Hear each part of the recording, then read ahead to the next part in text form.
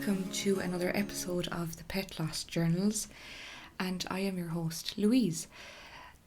So this week I would love to talk about something that is very close to my heart, and I actually don't think that I've done an episode on this particular topic before. So I've done loads and loads of different topics, but this one popped into my mind this week to do. So I'd love to talk about silence in pet loss and all the different forms of silence that we feel, that we experience, that we go through, and how silence, maybe previous to loss, has shaped how we feel during grief, which is something I have personal experience about that I will share with you as well. So wherever you are in your journey, whether you're anticipating the death of your pet, you've lost your pet recently, or some time ago, even years ago, it's okay that this topic will, hopefully, you can grab something from or feel some comfort from or validation. That's the aim. And also, before we start into the episode, a quick note to the people that have listened to this podcast who have reached out to me in the last few months and recently, even up to this week, with beautiful emails and messages. Honestly, you are the reason why I have hit record today on this lovely day that I've decided to record this episode, because in my last episode, you would have remembered me maybe saying that I was in a bit of a rush, in a funk, and just kind of not feeling creative. So I feel like receiving emails and messages of how the podcast has helped you really keeps me in the game, puts me back in front of the mic to record for you. So thank you from the bottom of my heart. You all know who you are. Anyway, delving into this week's episode. So I spoke before about, the G word, guilt, and this one is the S word, silence. So I think this is really important. So silence in pet loss really is, I think, its own form of pain. It's not soft or gentle. It has a lot of weight to it, and it echoes. And sometimes, well, for me, it really screams. And in the depths of grief, it really did scream nearly all day, every day for me. So for me, the silence was one of the hardest parts of losing Ozzy and Moose. And I'd like to kind of break down that silence today, because I know so many of you maybe are living inside it right now, inside that silence.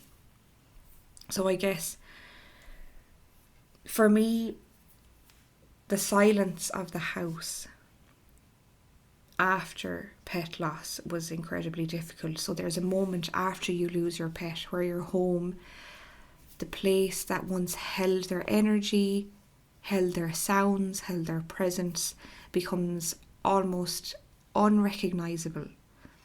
So for me, it was like walking into a house that I've never been in before. It was just morbid, quiet, like not familiar to me. So, but factually, the house is still the same, but it isn't the same at the same time, which is a bit of a tongue twister. But so, like, it's the silence where you used to hear the paws on the floor. It's the silence where you used to hear like the jingle of the tag off the collar. The silence where you should have, heard the snoring, the breathing, the stretching, the thumping of the tail against the wall or the furniture.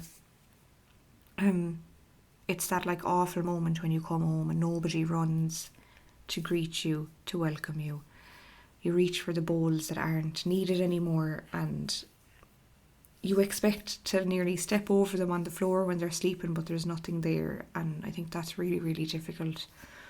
and the silence becomes nearly a presence of its own, a reminder that there's so much missing in the house now. And for me, obviously, you may have remembered from the earlier episodes, a month before both of my dogs died, I was in a long-term relationship for 6 years that ended. So my partner at the time moved out, and so I had a month of that emptiness and that grief. And then when my dogs died a month later, the house just felt incredibly, I don't think lonely is a strong enough word, but just this debilitating silence really is what was left in the house after all of that had happened to me. So another form of silence that I struggled with as well was the silence when people stop checking in on you. And I know that so many clients that I've spoken to over the last couple of years, all of them have said this to me. And it cuts so deeply, the silence from people, and maybe your closest people. So at the beginning, your phone might buzz at the beginning of the loss, and people might say they're sorry, they'll check in, they'll ask how you are.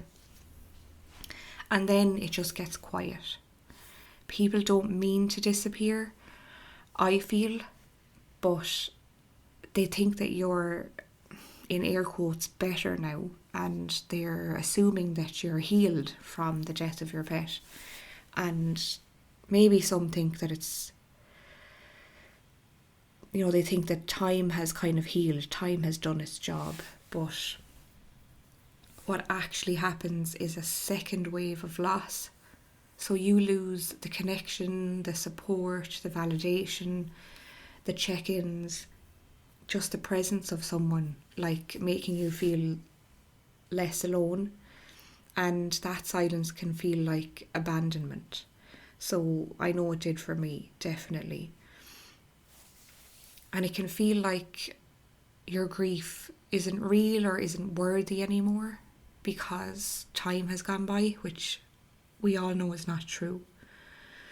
And I know for many of us, especially those who see pets as family, as their children, essentially, it adds a heavy layer of loneliness when the silence from people creeps in.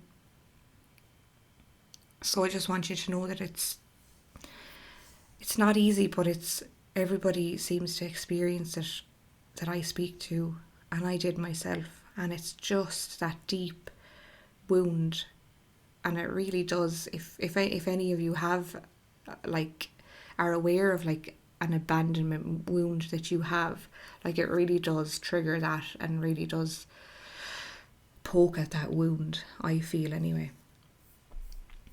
And so obviously there's the silence within yourself, within your heart, and that's within your whole body, and it's the emptiness. It's like that dead, quiet space where love used to live physically, in your routines, in your habits, in your nervous system, in just your day-to-day life, hourly. And so you feel that silence in your heart when you wake up, when you go to bed.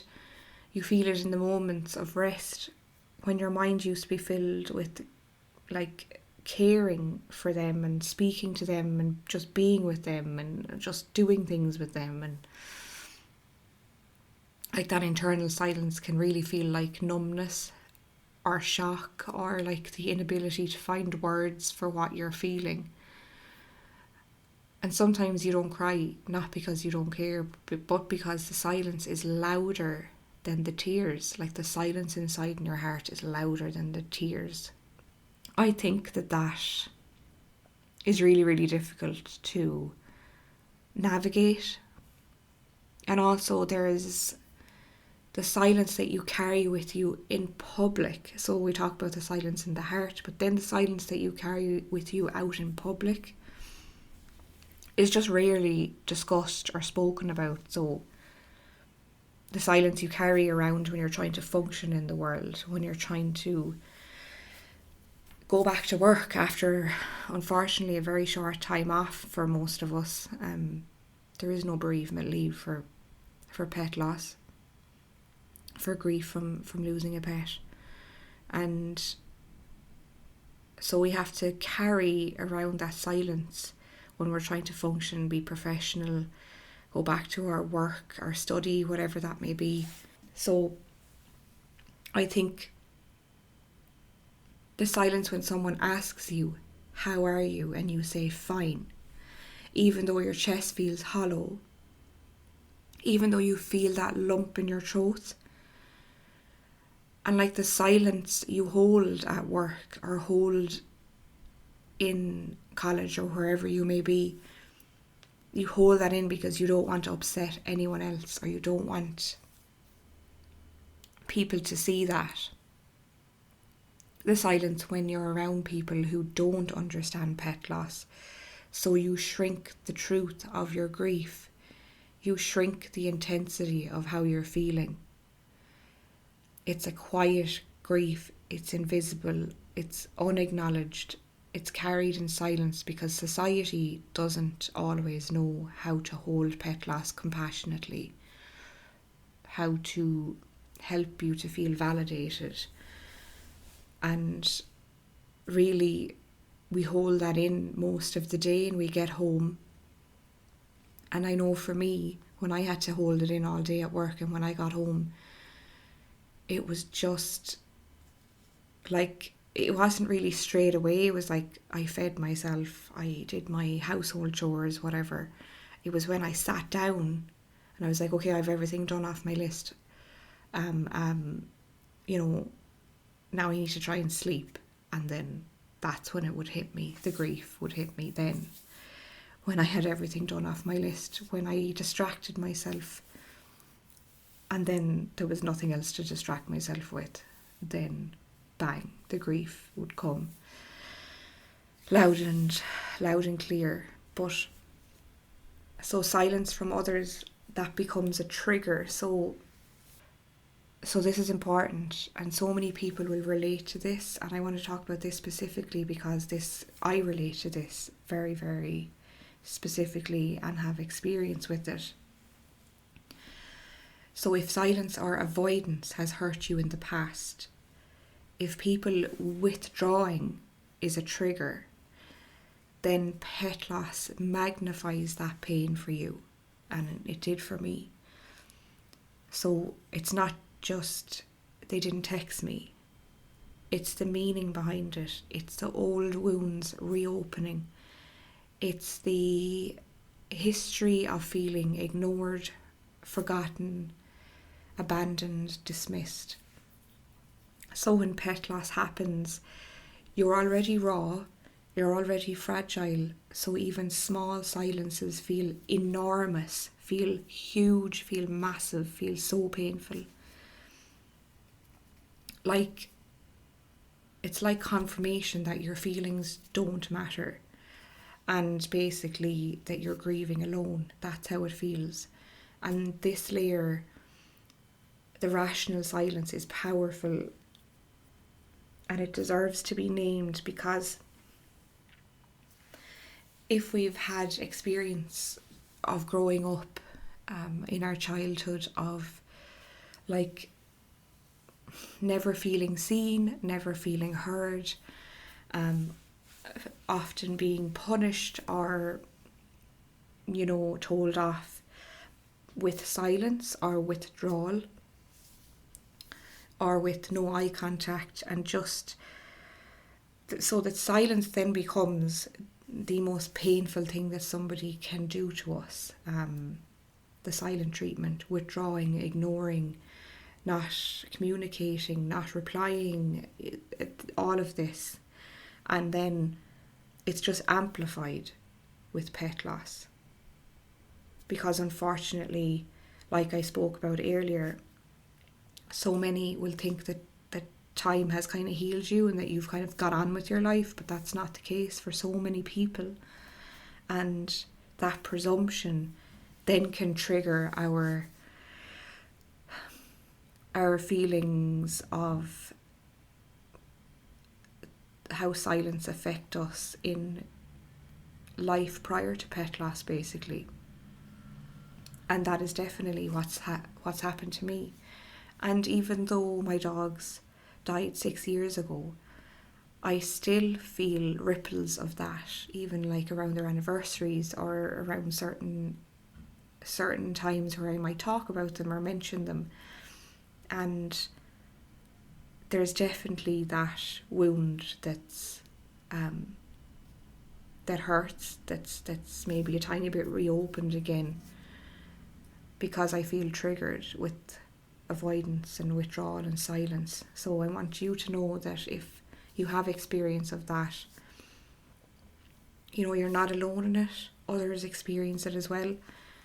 And I hope that by sharing my experience with it helps you to feel less alone, or even if you never even realised that you had a trigger like that from the past, or even before pet loss, that maybe you just having an awareness now may be helpful, maybe insightful, will just give you information on your reactions and your feelings to certain things.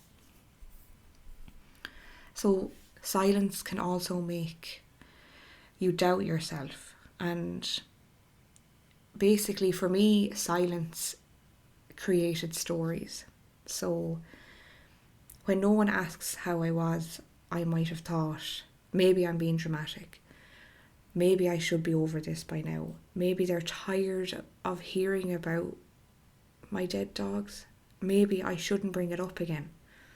Silence made me question my grief instead of feeling my grief. But here's the truth. Your grief deserves a voice. Always. It always deserves a voice, no matter how much time has passed. And I will say that again, your grief deserves a voice. Always, no matter how much time has passed. And finally, I really want to kind of finish on the fact that silence that becomes sacred. I want to end on a part of silence that doesn't hurt. So the silence that becomes a connection, for example. And I often talk about the physical aspect of the relationship with your pet has ended, but the spiritual one lives on. The spiritual one often is just beginning. So think of it like the silence where you sit with a memory and feel your pet so deeply that you don't need words. Or the silence where grief softens into presence. And the silence where you close your eyes and you think of your pet, or you think of a memory, or you think of a physical aspect of your pet. For example, I close my eyes and I can think of Ozzy's black velvet ears with the little fluffy parts at the tip of the ears, and I just remember how soft and velvety they were and how much he loved gently being stroked on the ears.